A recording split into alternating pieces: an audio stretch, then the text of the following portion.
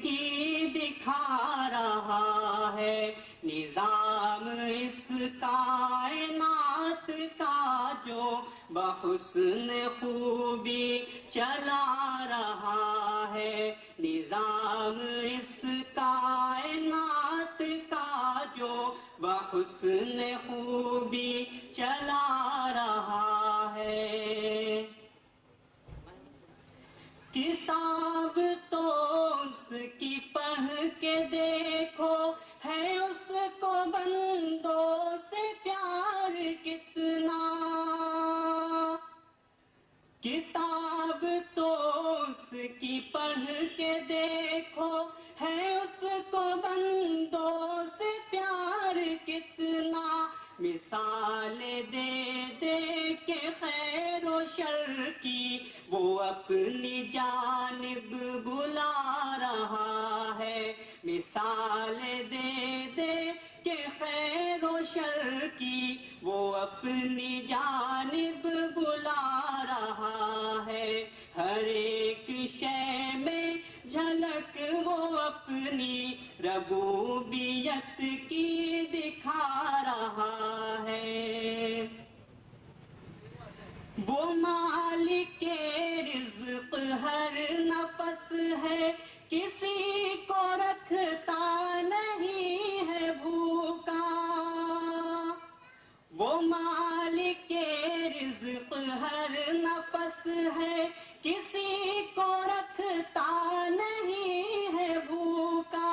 امیر ہو یا غریب بندہ وہ ہر کسی کو کھلا رہا ہے، امیر ہو یا غریب بندہ وہ ہر کسی کو کھلا رہا ہے۔ ہر ایک شے میں جھلک وہ اپنی ربوبیت کی دکھا رہا ہے۔ جو وعدہ اللہ سے کیا تھا اسے تو ہم نے بھلا دیا ہے، جو وعدہ اللہ سے کیا تھا اسے تو ہم نے بھلا دیا ہے، مگر جو اس نے کیا تھا ہم سے وہ وعدہ اپنا نبھا رہا ہے، مگر جو اس نے کیا تھا ہم سے وہ وعدہ اپنا نبھا رہا ہے۔ ہر ایک شے میں جھلک وہ اپنی ربوبیت کی دکھا رہا ہے۔ نارین کی صدا جو فضا میں ہر روز گونجتی ہے، فلاح دارین کی صدا جو فضا میں ہر روز گونجتی ہے، یہ اس کا پیغام ہے سنو تو اذان میں کیا سنا رہا ہے، یہ اس کا پیغام ہے سنو تو اذان میں۔ فبأي آلاء ربكما تكذبان؟ شیخ عارف، اور اسکول کا نام کیا رہا؟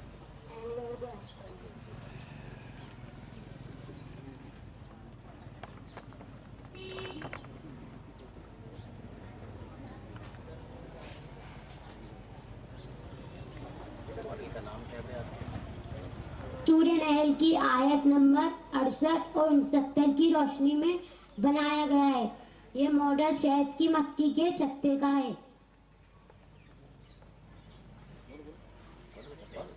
یہ ماڈل شہد کی مکھی کے چتے کا ہے۔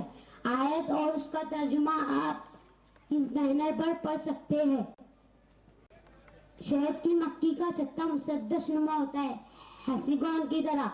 جیومیٹری جیسی شکل کی بناوٹ یہ ظاہر کرتی ہے کہ یہ صرف اللہ تعالیٰ کی ہدایت اور اس مکھی کی ذہانت سے ہی ممکن ہے۔ شہد کی مکھی آواز کی لہروں کے ذریعے اپنا چتا بناتی ہے، پھولوں کا رس چوستی ہے، پھر انہی آواز کی لہروں کے ذریعے اپنے جتھے پر واپس آتی ہے. یہ کم سے کم تعمیراتی جگہ گھیرتی ہے تاکہ بڑے حجم والی چیز کو کم سے کم جگہ میں محفوظ رکھنے کا فن ظاہر ہو. شہد کی مکھی تعمیر کی وجہ سے اپنا چھتا بناتی ہے. اتنا وزن کیسے اس کا لگا رہ جاتا ہے بیٹے؟ بہت وزنی ہوتا ہے نا. ایک شہد کی مکھی میں کتنا شہد آ جاتا ہوگا؟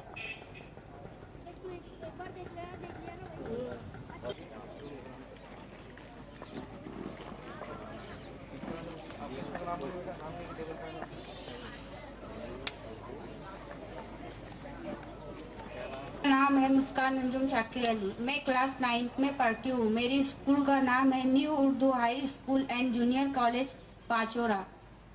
بسم اللہ الرحمن الرحیم.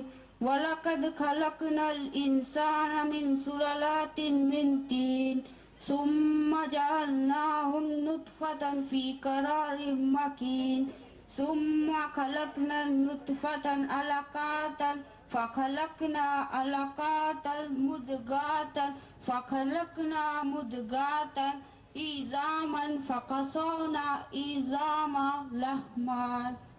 اللہ تعالیٰ ارشاد فرماتا ہے، اور ہم نے بنایا انسان کو چنی ہوئی مٹی سے، پھر اس کو پانی کی بوند بنا کر ایک جمے ہوئے ٹھکانے میں رکھا، پھر اس بوند سے جمع ہوا خون بنایا، پھر اس خون کو گوشت کا لوتھڑا بنایا، پھر اس بوٹی سے ہڈیاں بنائی، پھر ان ہڈیوں پر گوشت چڑھایا، پھر اسے انسان کی انوکھی شکل دے دی. سو بڑی بابرکت ہے اللہ کی ذات جو بہترین تخلیق کرنے والا ہے. سورہ المومنین آیت نمبر 12، 13، 14. میرے ماڈل کا نام ہے تخلیق انسان قرآن کی روشنی میں. ان آیت میں اللہ رب العزت نے انسانی تخلیق کے تمام مراحل بیان کیے ہیں. کس طرح اللہ اپنی قدرت سے ماں کے پیٹ میں بچہ پیدا کرتے ہیں اور اس کو ایک خوبصورت شکل عطا فرماتے ہیں جس پر وہ ناز کرتا ہے. آج کے موجودہ زمانے میں سائنس نے بڑی ترقی کی اور ماں کے پیٹ میں بچے کی مرحلہ وار افزائش کا بڑی باریک بینی سے مطالعہ کیا. اور ماں کے پیٹ میں بچے کی مرحلہ وار افزائش کچھ اس طرح ہوتی ہے. پہلے 8 ہفتوں میں، 12 ہفتوں میں، 16 ہفتوں میں، 20 ہفتوں میں، 24 ہفتوں میں، 28 ہفتوں میں، 32 ہفتوں میں، 36 ہفتوں میں، 40 ہفتوں میں، تقریباً 9 مہینے پورے ہونے پر. لیکن آج سے 1400 سال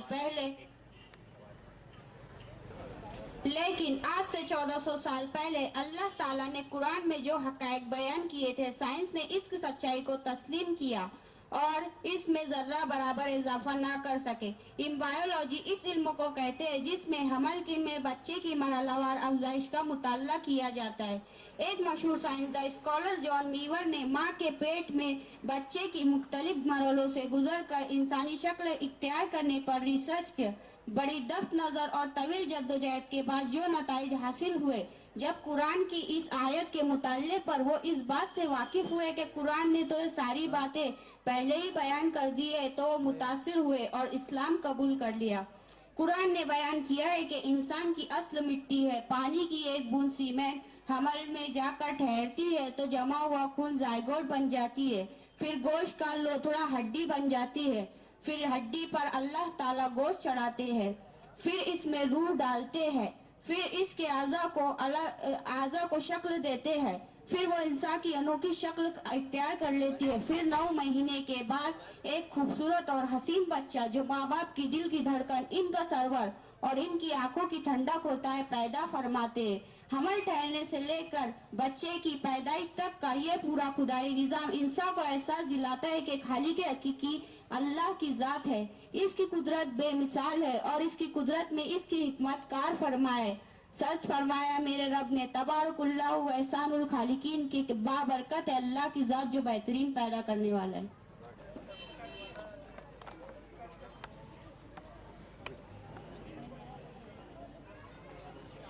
العذاب ولن يخلف الله وعده وان يوما عند ربك كألف سنة مما تعدون.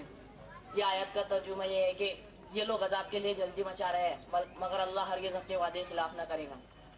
اس آیت کا مکمل مفہوم سمجھنا شاید انسان کے ذہن کی بس کی بات نہیں ہے، کیونکہ انسان اپنے تصورات میں بھی نظام شمسی کا قیدی ہے.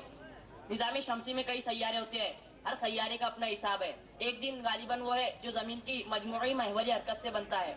اس دن کی طوالت کا بھی اپنا حساب ہے.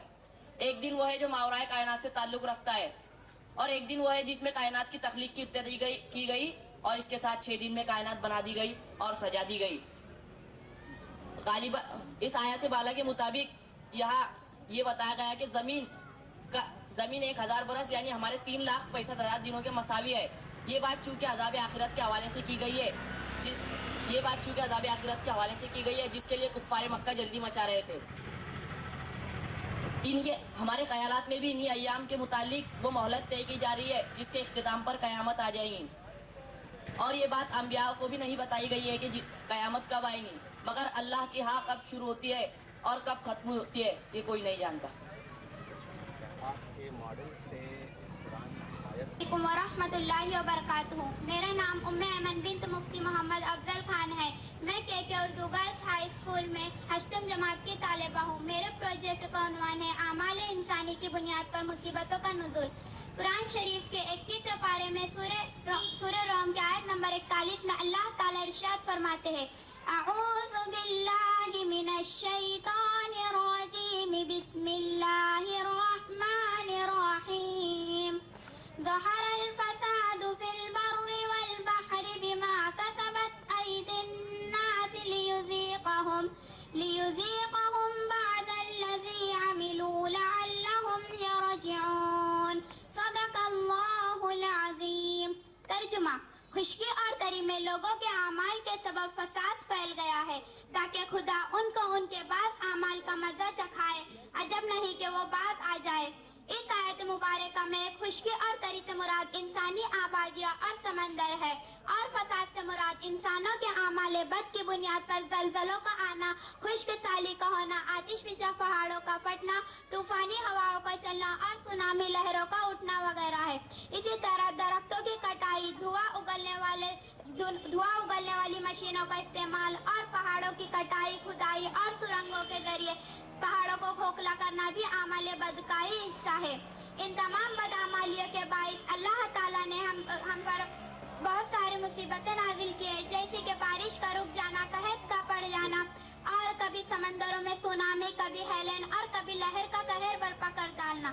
اسی طرح بھی کیدارناتھ میں جو تباہی مچی تھی, اس سے آپ لوگ واقف ہی ہوں گے. ہزاروں افراد اپنی جان سے ہاتھ دھو بیٹھے اور کروڑوں روپیوں کا نقصان ہوا ہے. اسی طرح درختوں کی کٹائی کی وجہ سے ہوا میں آکسیجن کا تناسب کم ہوتا جا رہا ہے, جس کی وجہ سے دمہ, گھٹن اور عمل تنفس کے دیگر امراض میں اضافہ ہوتا جا رہا ہے. اسی طرح گاڑیوں اور فیکٹریوں سے نکلنے والا دھواں پھیپھڑوں کا کینسر پیدا کر رہا ہے اور ہوا کو آلودہ کر رہا ہے. اور یہ پہاڑ کبھی ایک ہوا کرتے تھے, مگر انسان نے اپنی تفریح کا راستہ سامان بنانے کے لیے انہیں 2 حصوں میں تقسیم کر دیا, جن کی وجہ سے زمین پر پہاڑوں کی مضبوطی کم ہو رہی ہے اور زمینیں حرکت کر رہی ہے اور زلزلے پیدا ہو رہے ہیں. ان تمام اعمالوں کا آفات اور مصیبتوں کا سبب ہم انسان ہی ہیں. جو آفات اور مصیبتیں ہم آج دیکھ رہے ہیں, اس کا تذکرہ 1400 برس پہلے اللہ تعالیٰ نے قرآن میں سورہ روم کی آیت نمبر 41 میں کر دیا ہے. اس سے پتہ گویا سائنسی نظریات اور فرامین خداوندی میں اس سلسلے کے اندر کوئی تضاد نہیں ہے. اس سے ثابت ہوتا ہے کہ اسلام ایک آفاقی مذہب ہے اور قرآن ایک آفاقی کتاب ہے جو قیامت تک انسانوں کے لیے ہدایت اور رہبری کا ذریعہ ہے. اللہ تعالیٰ ہم سب کو قرآن کی ہدایتوں پر عمل کرنے کی توفیق عطا فرمائے. اگر ہم قرآن کی ہدایتوں پر عمل کریں گے تو اللہ تعالیٰ اپنی رحمت کی بارش فرمائیں گے. فیکٹریوں سے نکلنے والا دھواں انسانوں کے پھیپھڑوں کو کینسر پیدا کر رہا ہے. کیا فیکٹریاں نہیں بننی چاہیے؟ بننی چاہیے, مگر کچھ تھوڑا مشینوں کا کمی زیادہ فیکٹریاں نہیں بنانے چاہیے, جس کی وجہ سے ہوا آلودہ ہو رہی ہے. انڈسٹریلائزیشن نہیں ہونا چاہیے, یا انڈسٹری ایسی نہیں ہونی چاہیے جو پولوشن پیدا کرتی ہے. ٹھیک ہے, جزاک اللہ. مساور سے آئے ہیں. میں محمد عمران ہوں, میرے طالب علم محمد غضنفر ہیں.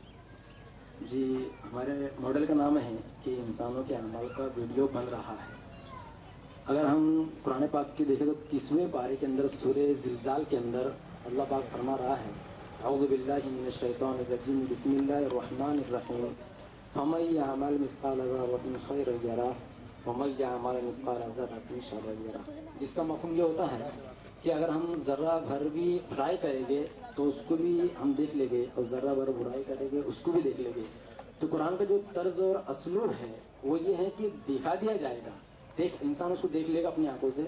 اگر آج ہم سر جدید سائنس اور ٹیکنالوجی کی بات کریں تو سائنس نے اپنی محنتوں سے اس قدر ترقی کر لی ہے کہ ہم جو کچھ کر رہے ہیں وہ ہمارا دوست تازہ ترین ثبوت یہ ہے کہ ہمارے تمام نقل و حرکات یہاں پر قلم بند کر لیا گیا ہے، محفوظ کر لیا گیا ہے. ہم کیا کیا کر رہے ہیں، ہمارے جیسچرس کیا ہیں، ہماری نقل و حرکت کیا ہے، تمام چیزوں کو یہاں پر ریکارڈنگ کر لی گئی ہے. تو سر جب یہ سائنس اتنی ترقی کر سکتی ہے کہ وہ ہمارے تمام نقل و حرکات کو قلم بند کر رہی ہے، ویڈیو بنا رہی ہے، اس کو محفوظ کر رہی ہے، تو اللہ پاک کا دعویٰ قرآن پاک کے اندر کہ ہم تمہارے اعمال کو نوٹ کر رہے ہیں اور تمہارے اعمال کو ہم بتا دیں گے، ہم کو یہ قیامت میں ہمارے روبرو سامنے آ جائے گا. سر اللہ پاک ہم سب کو اس آیت کریمہ کے طفیل میں اس طرح سے عمل کرنے کی توفیق عطا فرمائے کہ جب اللہ ہم کو ویڈیو بتائے تو ہم کو شرمندگی نہ اٹھانی پڑے اور ہم کامیاب ہو جائے. السلام علیکم، میرا نام ملک سارا فاروق ہے اور میں مصطفیٰ انڈور اردو ہائی اسکول سے آئی ہوں. ہمارے ٹاپک کا نام ہے بگ بینگ تھیوری اور سپر نوا. اعوذ باللہ من الشیطان الرجیم، بسم اللہ الرحمن الرحیم. تمام تعریف اللہ رب العالمین کے لیے. اللہ تبارک و تعالیٰ اپنی مقدس کتاب میں فرماتا ہے یا ایھا الناس قد جاءکم برہان وانزلنا الیکم نورا مبینا. ترجمہ: لوگوں، تمہارے رب کی طرف سے تمہارے پاس روشن دلیل آ گئی ہے جو تمہیں صاف صاف راستہ دکھانے والی ہے. سورہ نساء آیت نمبر 174. قرآن کریم یہ کتاب الحمدللہ اس کے ماننے والوں کو اور تدبر کرنے والوں کو یقیناً سیدھے راستے اور صحیح سمت میں رہنمائی کرتی ہے. جس وقت اس کائنات کا جب کوئی وجود نہ تھا اس وقت خدائے بزرگ برتر نے حضرت انسان آدم کی خاطر کائنات تخلیق کرنے کا فیصلہ کیا. فرشتوں سے فرمایا میں وہ جانتا ہوں جو تم نہیں جانتے. سامعین اکرام، اگر مکمل کائنات کے نظام پر غور کریں تو جس منطقی نقطے پر ہم پہنچتے ہیں وہ یہی ہے کہ زندگی کیا ہے، عناصر میں ظہور، ترتیب، موت کیا ہے، انہی اجزاء کا پریشان ہونا. اس وقت یہ یاد رہے کہ قرآن نہ سائنس کی کتاب ہے اور نہ جغرافیہ کی.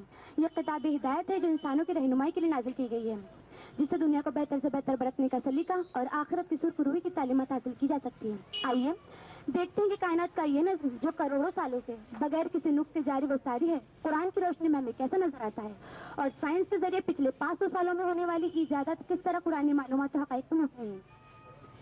نیبولا یہ صحابی ہے.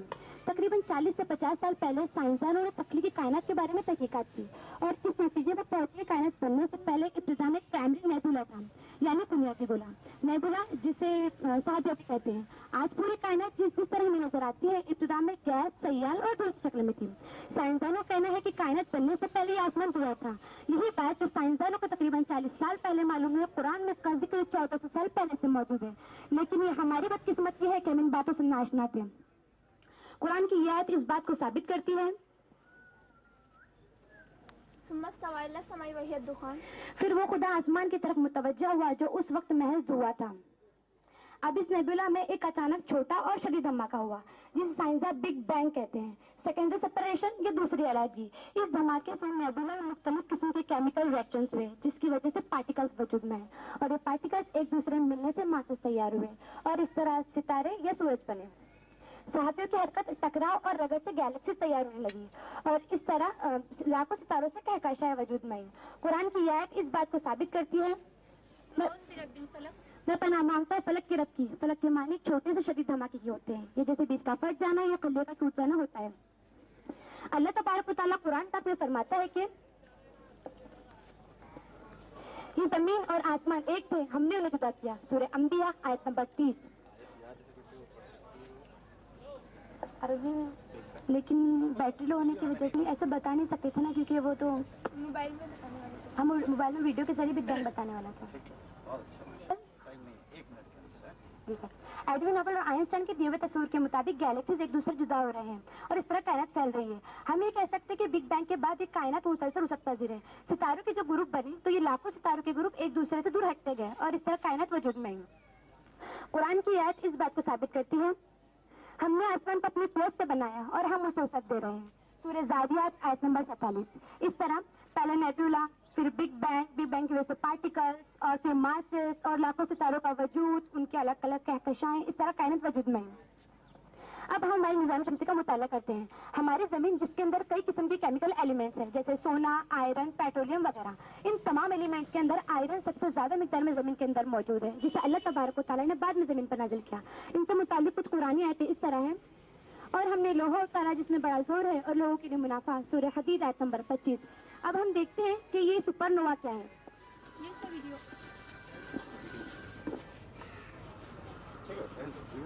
سپر نووا ستارہ سورج ابھی روشن ہے کیونکہ وہ ہائیڈروجن جلا رہا ہے, توانائی خارج کر رہا ہے, جس کے نتیجے میں ہیلیم کی مقدار بڑھ رہی ہے. جب توانائی ختم ہوگی اس کا اثر اس کی اندرونی ساخت پر ہوگا, جس کی وجہ سے وہ پھیل جائے گا اور اچانک سے چمکدار روشنی کے ساتھ پھٹ جائے گا. اگر اس کا مرکز چھوٹا رہا تو وہ نیوٹرون ستارے میں تبدیل ہوگا, ورنہ اس کا مرکز بڑا رہا تو دوبارہ پھٹے گا اور پھٹ کر بلیک ہول میں تبدیل ہوگا. اور قرآن پاک کی آیت اس بات کو ثابت کرتی ہے کہ اس سارے نظام کی ایک ایک چیز ایک وقت مقررہ تک چل رہی ہے اور خدائی نظام چلا رہا ہے. سورہ رعد آیت نمبر 2. اور سامعین اکرام, ہمارے اپنا سورج بھی اسی طرح اپنے اختتام کو پہنچے گا. کیسے پہنچے گا اختتام کو؟ کیا ہوگا؟ سن جو ہے مر جائے گا, ہے نا, ڈیتھ. ہاں, کیسے ہو جائے گا بیٹا؟ جب اس کا اختتام قریب آئے گا کیسے؟ اس میں ہائیڈروجن جلنے کی وجہ سے ہیلیم کی مقدار بڑھ جائیں گی. ہائیڈروجن جل کے ہیلیم بن گیا. ہاں, ہائیڈروجن جلنے کی وجہ سے اس میں ہیلیم کی مقدار بڑھ جائیں گی, اور ہیلیم کی مقدار بڑھنے کی وجہ سے اس میں گریویٹی کا فورس زیادہ ہو جائے گا, جس کی وجہ سے وہ روشن نہیں ہوگا اور اس کے فورس کی وجہ سے وہ پھٹ جائے گا. اور اگر اس کا مرکز چھوٹا رہا تو نیوٹرون ستارے میں تبدیل ہوگا, ورنہ اس کا مرکز بڑا رہا تو دوبارہ پھٹ کر بلیک ہول میں تبدیل ہوگا. اور اس طرح سپر نووا ہمیشہ ہوتا ہے یا صدیوں میں, 10 سال میں, 20 سال میں؟ صدیوں میں ہوتا ہے. ہر ستارے کا وقت مقررہ تک. اور قرآن کی آیت اس بات کو ثابت کرتی ہے, سورج اپنے وقت مقررہ تک چمک رہا ہے. سورہ یاسین آیت نمبر 36 اور 38. اور ہمارے نبی کریم صلی اللہ علیہ وسلم نے فرمایا, قیامت سے قریب سورج آدھے آسمان پر آ جائے گا, اس وقت وہ بے روح ہو جائے گا اور ستارے ٹوٹ ٹوٹ کر گر جائیں گے. اور اس بات کا ثبوت یہ ہے. صدق اللہ العظیم. ہمارا نام عمر عزیز شاہی اللہ خان ہے. السلام علیکم ورحمۃ اللہ وبرکاتہ. وحدت اسلامی کی جانب سے منعقد اس سائنسی نمائش میں ہم آپ کا استقبال کرتے ہیں. اس پروجیکٹ کے ذریعے قرآن کریم کی آیات کو سچ ثابت کرنا مقصد نہیں, کیونکہ قرآن کا علم کسی سائنس کا محتاج نہیں کہ اسے سچ ثابت کرتے پھرے, بلکہ میں تو یہ کہتا ہوں کہ قرآن جس سائنسی کلیات یا نظریات کو جسٹیفائی کرے وہی کلیات یا نظریات صحیح ہے, باقی سب بیکار.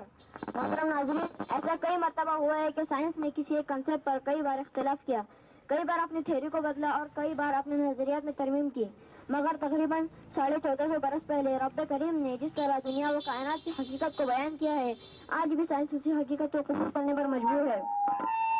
محترم ناظرین, سورہ آل عمران کی آیت نمبر 190 میں کہا گیا ہے, ان فی خلق السماوات والارض واختلاف اللیل والنہار لآیات لأولی الالباب. بے شک آسمان اور زمین کی تخلیق میں اور شب و روز کی گردش میں عقل سلیم والوں کے لیے اللہ کی قدرت کی نشانی ہے. محترم ناظرین, آئیے اس ماڈل کے ذریعے غور کریں کہ کس حکمت عملی کے ساتھ خدائے واحد نے اس کائنات کو وجود بخشا. محترم ناظرین, سورہ یونس کی آیت نمبر 6 میں کہا گیا ہے, ان فی اختلاف اللیل والنہار وما خلق اللہ فی السماوات والارض لآیات لقوم یتقون. بے شک دن اور رات کے بدلتے رہنے میں اور ان جملہ چیزوں میں جو اللہ تعالیٰ نے زمین اور آسمان میں پیدا فرمائی ہے, ان لوگوں کے لیے نشانیاں ہیں جو تقویٰ رکھتے ہیں. محترم ناظرین, جیسا کہ آپ سب نے پڑھا ہے کہ سورج ہمارے نظام شمسی کا مرکز ہے, جس سے ہمیں حرارت اور روشنی حاصل ہوتی ہے. اسی کی وجہ سے چاند بھی روشن ہوتا ہے, حالانکہ چاند خود روشن نہیں ہوتا, جیسا کہ ہمیں رات میں روشن نظر آتا ہے. اس بات کو سورہ فرقان میں نازل فرمایا گیا ہے, تبارک الذی جعل فی السماء بروجا وجعل فیہا سراجا وقمرا منیرا. بے شک وہی بڑی برکت و عظمت والا ہے جس نے سماوی کروں کی وسیع منزل مقرر کی اور تپش دینے والا سورج بنایا اور اس کے ذریعے چاند کو چمکایا. محترم عزیزان گرامی, وقت اور موسم کیسے بن رہا ہے پورے یہ جی زمین پہ ہیں, तो टाइम कैसे चेंज हो रहा है आपके लिए, ज़रा मुझे बताइए। जब जमीन सूरज की गिर्द गर्दिश करती है तो जमीन की सूरज की गिर्द गर्दिश करने से साल का वजह होता है। कितने दिनों में ज़मीन एक मरतबा चक्कर लगा लेती है? 365 365 दिन। और चाँद क्या कर रहा है? चांद जमीन की गिर्द गर्दिश करता है। मौसम कैसे तब्दील होता है? चांद इससे की तो वक्त पता चल गया मुझको, ठीक है ना? चांद जमीन की गिर्द गर्दिश करता है तो उससे सूरज की रोशनी में जो फर्क पड़ता है उससे मौसम का वजह होता है। चाँद एक दिन में कितना राउंड लगा लेता है?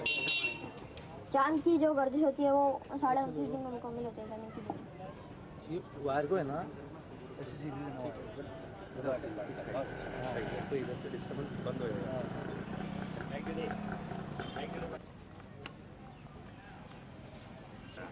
जैसा कि आप लोग जानते होंगे कि दुनिया में खुश्की का हिस्सा 29% है और तरी का हिस्सा 71% है। ये बात साइंस ने जदीद दौर में साबित किया है, लेकिन यही बात कुरान में 14 साल पहले नाजिल हो चुकी है। कुरान में बर लफ्ज जो है वो 16 मरतबा आया है और समंदर बहर यह लफ्ज 39 मरतबा आया। जब हम दोनों की जमा करेंगे तो 55 होगा।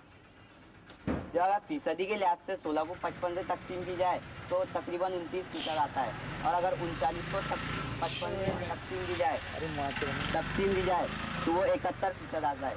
इससे साबित हुआ कि पूरी दुनिया में खुश्की का हिस्सा तकरीबन 29% है और तरी का हिस्सा 71% है। तो ये कुरान में जो आयतों का आया है वो आयतों का हमने बैनर बनाया है, और ऑडियो वीडियो के लिए भी ये बनाया हमने कि आप देख सकते हैं। और ये मॉडल की मदद से हमने बताना चाहा है कि ये खुश्की का हिस्सा जो 29% है और तरी का हिस्सा 71% है।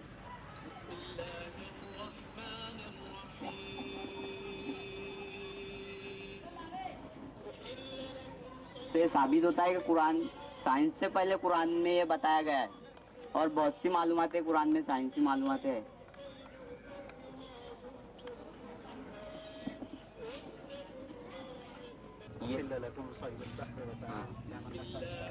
इसका मतलब तो ये बैनर में बताया गया है, आप तस्दीक कर सकते हैं। आप नहीं करेंगे तस्दीक कब किया है? ये हमने ये तहकीक आपने तो हमने तस्दीक की है, अच्छा। और पढ़ के हमने टीचर्स की मदद से मालूम किए। यानी आपके पहले किसी ने ऐसा नहीं किया? इसके बारे नहीं, हमने जो है हमारे मॉडल का नाम है रहमत की इन पहाड़ों का उड़ना। इसका जिक्र कुरान मजीद की सूरह नंबर 27 की 88 आयत में आया है, और वो आयत ये है वतरल जिबाल तहसबुहा जामिदतन वहिय तमर्रु मर्र सहाब सुनल्लाहिल्लज़ी अत्कन कुल्ल शै इन्नहु खबीरुम बिमा तफअलून। जिसका तर्जुमा ये है कि और तुम पहाड़ों को देखकर ये समझते हो कि वो जमे हुए हैं, हालांकि वो चल रहे होंगे जिस तरह बादल चलते हैं। ये अल्लाह की कुदरत है जिसने हर चीज को पैदा किया है, वो उसकी खबर रखता है जो तुम करते हो।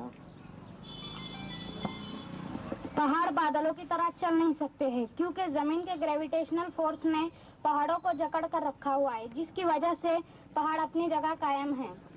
जमीन के गर्दिश की वजह से ही खशीश सकली यानी ग्रेविटेशन फोर्स कायम रहता है। अगर जमीन की गर्दिश बंद हो जाए तो ग्रेविटेशनल फोर्स खत्म हो जाएगा और कयामत के रोज पहाड़ दरख्त वगैरह उड़ने लगेंगे। इस तरह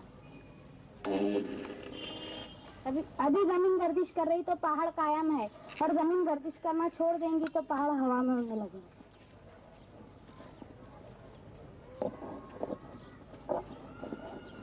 ज़मीन गर्दिश करना अगर बंद कर दे तो पहाड़ ऑटोमेटिकली हवा में उड़ने लगेंगे। क्या वजह होगी, क्यों उड़ेंगे?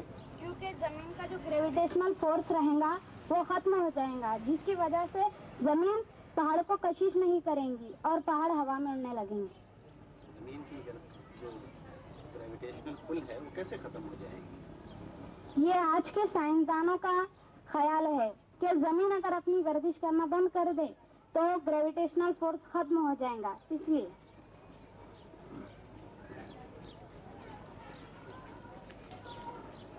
स्पेस में जब जाते हैं तो उस वक्त कितना वजन रहता होगा आदमी का? वजन कम हो जाता है कि बढ़ता है? कम हो जाता है। क्यों? जवाब सही है आपका। क्यों? क्योंकि जमीन की कशिश के बाहर चला जाता है इंसान, इसलिए उसकी वजन कम हो जाता है। आपका वजन कितना है? 35। 35। अगर आप चांद पे चले जाएं तो वजन कितना हो जाएगा? Around- बढ़ेगा या घटेगा? घटेगा। घटेगा। करीब करीब कितना घट जाएगा? 10-15। आंसर। अस्सलाम वालेकुम, मैं doctor Zakir Hussain Urdu high school से आई हूँ और मेरा नाम उमेरा खानम है और जो हमारे साथ आए हैं इनका नाम शेख नईम।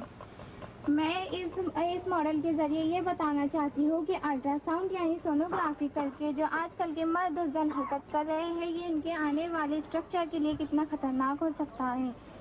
अल्लाह ताला कुरान पाक में 29वें पारे सूरह नूह में फरमाता है, इन्नका इंतज़रहुम युज़िल्लूना इबादका वला यालिदन फाजिरन कफ़ार, यानी बेशक अगर तू इन्हें रहने देगा तो ये तेरे बंदों को गुमराह कर देंगे और इनकी औलाद होंगी तो भी ना होंगी मगर नाशुक्र बदकार।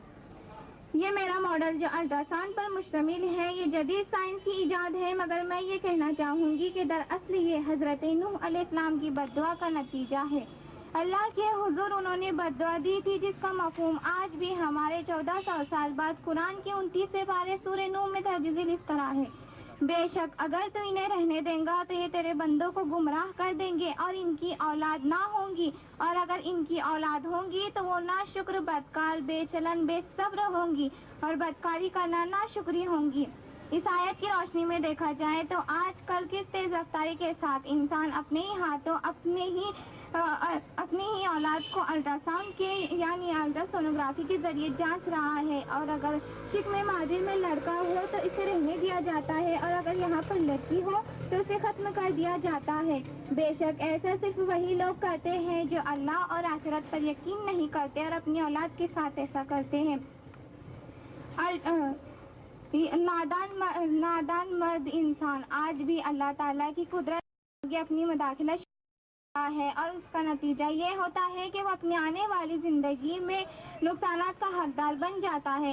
अल्ट्रासाउंड के ज़रिए बच्ची को वहीं पर जांच कर शिकमे मादिर में ख़त्म कर देना, ये हमारे मर्द जन के तवाज़ुन को बिगाड़ कर रख देता है और ये इसको बिगाड़ कर रख देने वाला आला है, और बेशक ये हमारी आने वाली नस्ल के लिए एक बदकार सा आला साबित होने वाला है। आज से 1400 साल पहले नाफरमान इंसान जो अल्लाह ताला से सिर्फ ये दुआ करता था कि अल्लाह ताला उसके घर एक बेटा दे, और अगर उसके घर पर लड़की होती थी तो इन्ना लिल्लाहि व इन्ना इलैहि राजिऊन, वो उसे घड़ा खोद कर उसमें दफन कर दिया करता था या फिर उसे गर्म खोलते हुए दूध में उसे जला दिया करता था।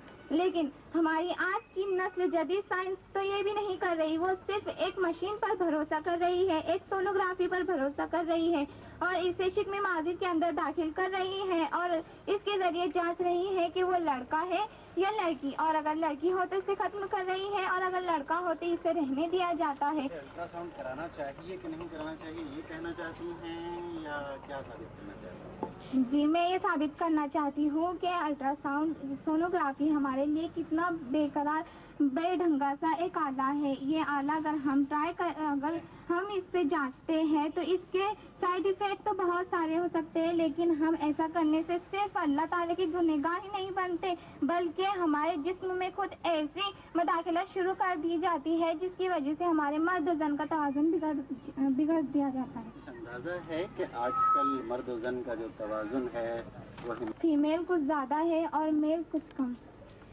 फीमेल ज़्यादा हैं और मेल कम है, ऐसा है?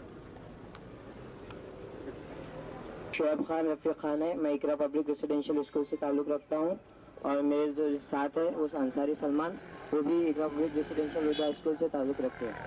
सर आज के इस Quran and modern science exhibition में जो हमारा टॉपिक है वो है कुरान के मुताबिक जिनिन के मराइल, यानी अल्लाह ताला ने सूरह मोमिनून सूरह नंबर 23 वर्सेस नंबर 12, 13, 14 में अल्लाह ताला ने कुरान की उसके अंदर जो आयत के अंदर जो बताया है स्टेप्स, वो स्टेप्स मॉडर्न साइंस के मुताबिक भी सही है और वो यहाँ बैन की गई है। وَلَقَدْ خَلَقْنَا الْإِنسَانَ مِنْ سُلَالَةٍ مِنْ طِينٍ ثُمَّ جَعَلْنَا نُطْفَةً فِي قَرَارٍ مَكِينٍ ثُمَّ خَلَقْنَا النُّطْفَةَ عَلَقَةً فَخَلَقْنَا الْعَلَقَةَ مُضْغَةً فَخَلَقْنَا مُضْغَةً عِظَامًا فَكَسَوْنَا عِظَامًا لَحْمًا ثُمَّ أَنشَأْنَاهُ خَلْقًا آخَرَ فَتَبَارَكَ اللَّهُ أَحْسَنُ الْخَالِقِينَ صدق اللہ العظیم. اب اللہ تعالیٰ نے ورسز کے اندر اس طرح سے بتایا کہ ہم نے انسان کو ایک مٹی کے سط سے بنایا, یعنی فرض جو لکھا ہوا ہے مٹی کے سط سے بنایا. اب مٹی کا سط کیا ہے؟ امریکہ کے ایک bureau of chemistry and science کے مطابق انسانی جسم میں 65% آکسیجن, 18% کاربن اور 10% ہائیڈروجن اور 3% نائٹروجن, 1.5% کیلشیم اور 1% فاسفورس اور 1% سے کم مقدار میں جو ہے آیوڈین ہے, سلفر ہے, میگنیز ہے, لوہا وغیرہ اجزاء پائی جاتی ہے. اور یہی تمام اجزاء مٹی کے اندر جو ہے کم و زیادہ کی مقدار میں پائے جاتے ہیں. یعنی اس سے ثابت ہوتا ہے کہ اللہ نے جو کہا ہے کہ ہم نے انسان کو مٹی کے سط سے بنایا, اس کی حقانیت اس کی ورسز کے اندر اللہ ثابت کرتا ہے. اس کے بعد اللہ تعالیٰ نے فرمایا کہ ہم نے اسے ایک محفوظ جگہ تقویب میں تبدیل کیا. اب سب سے پہلے ہم چلتے ہیں محفوظ جگہ. اب محفوظ جگہ کیا ہے؟ عربی میں اس کے لیے قراری مکین کا الفاظ استعمال کیا گیا ہے پہلی دوسری آیت کے اندر. تو اب محفوظ جگہ کا جو ہے اللہ تعالیٰ نے محفوظ جگہ کے بارے میں فرمایا ایک جگہ اور سورہ زمر سورہ نمبر 76 اینڈ سورہ نمبر 39 اور ورسز نمبر 6. يَخْلُقُكُمْ فِي بُطُونِ أُمَّهَاتِكُمْ خَلْقًا مِّن بَعْدِ خَلْقًا فِي ظُلُمَاتٍ ثَلَاثٍ, کہ وہ تمہاری ماؤں کے پیٹوں کے اندر تمہیں تین تاریک پردوں کے اندر ایک کے بعد ایک شکل دیتا چلا جاتا ہے. یعنی 3 تاریک پردے, 3 اندھیرے پردے. اب 3 اندھیرے پردے جن کے اندھیرا ہے تو وہ ڈاکٹر کیتمو جو کہ بہت بڑے ایمبرولوجسٹ ہے اور یونیورسٹی آف ٹورنٹو کینیڈا کے جو پروفیسر ہیں ایمبرولوجی کے, انہوں نے ان تینوں پردوں کے نام دیے اس طرح سے: دا anterior abdominal wall of mother, the uterine wall and the aminochorionic membrane. یعنی اس کے اندر بچہ محفوظ ہوتا ہے. اب اس کے بعد جو وہی آیت میں کہا ہے کہ تبکی ہوئی بھون, اب عربی میں اس کے لیے نطفے کا الفاظ استعمال کیا گیا ہے. یعنی جو آپ کو دکھ رہا ہے اب نطفہ کیا ہے؟ نطفہ ہے ایک ڈراپ آف اسپرم. جو اسپرم ہے اس کے اندر وہ بہت سارے یعنی کم و بیش 3 کروڑ یا 30 کروڑ کے یس سر 30 کروڑ جو اس کے اندر اسپرم رہتے ہیں, اس میں صرف ایک اسپرم بھی عورت کو پریگنیٹ کرنے کے لیے, ہماری ماں کو پریگنیٹ کرنے کے لیے کافی ہوتا ہے. یہ ہو گیا. اس کے بعد اللہ تعالیٰ نے فرمایا کہ ہم نے نطفے کو اللہ تعالیٰ نے تبدیل کیا کلوت آف بلڈ. یعنی اس کے اندر اللہ تعالیٰ نے فرمایا کہ ایک خون کا لوتھڑا ہوتا ہے, پلازما کی شکل ہوتی ہے اور جمع ہوا خون ہوتا ہے, اس کے اندر خون دوران خون نہیں ہوتا. اس کے بعد اللہ تعالیٰ نے فرمایا کہ ہم نے علاقہ کو مضغہ میں تبدیل کیا. یعنی پھر ہم نے اس کو لوتھڑے سے بوٹی بنا دیا. بوٹی, اب یہاں مضغہ کا استعمال کیا گیا ہے عربی میں لفظ, اور عربی میں مضغہ کے معنی ہے کہ ایک ایسی چیز جو چبائی ہوئی ہو یا جس پر دانتوں کے نشان ہو. دوسرے معنی جو چوگم کی طرح منہ میں رکھ سکتے, اور تیسرے معنی جوک نما یا لٹکنے والی چیز. تو اس کے